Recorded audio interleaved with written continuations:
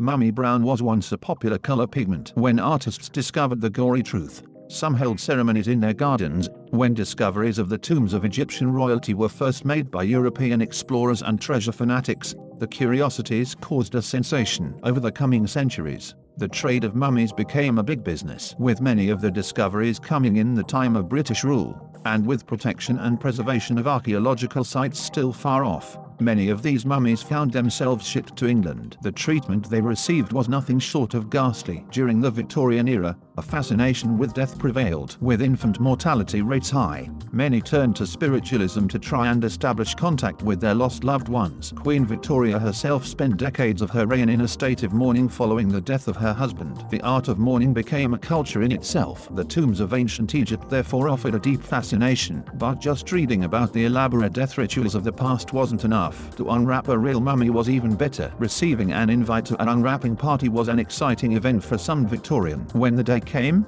they would stand with other attendees and watch the mummified bodies of ancient Egyptian humans and their cats as they were slowly unwrapped. Of course, the actual unwrapping of a mummy wasn't something many people actually wanted to do themselves. With this in mind, a surgeon called Thomas Pettigrew spotted a perfect gap in the market. Thomas was as much showman as surgeon, and provided an unforgettable experience for his audiences. He became so famous for his unwrapping techniques that he would go on to become the founding treasurer of the British Archaeological Society. For some, the viewing was considered educational.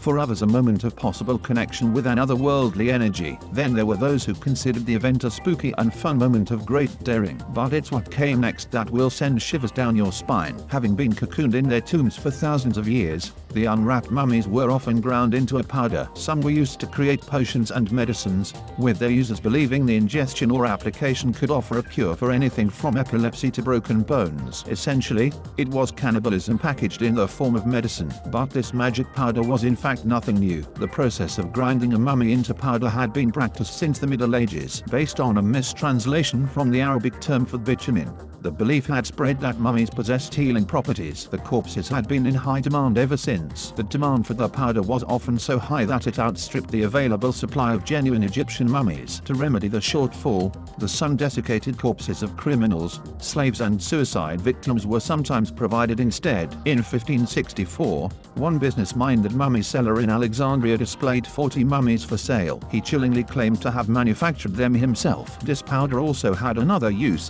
which dated back to the 16th century. In the days when artists mixed their own colors, the pigment mummy brown, with its rich pigment and good transparency, proved to be a hit in the world of painting. During the late 19th century, the composition of the pigment became better known by artists and many were put off. Mummy brown had featured heavily in the work of the pre-wrap highlights. But when Edward Burne-Jones learned of the pigment's origins, he is reported to have been so horrified that he took his own tube of paint into the garden to give it a ceremonial burial. Thankfully, by the start of the 20th century, a continual decline in the supply of mummies and the greater protection offered to such antiquities meant Egypt's remaining mummies could be left in peace. The last known mummy unwrapping ceremony was conducted by archaeology lecturer Margaret Murray in Manchester, UK in 1908.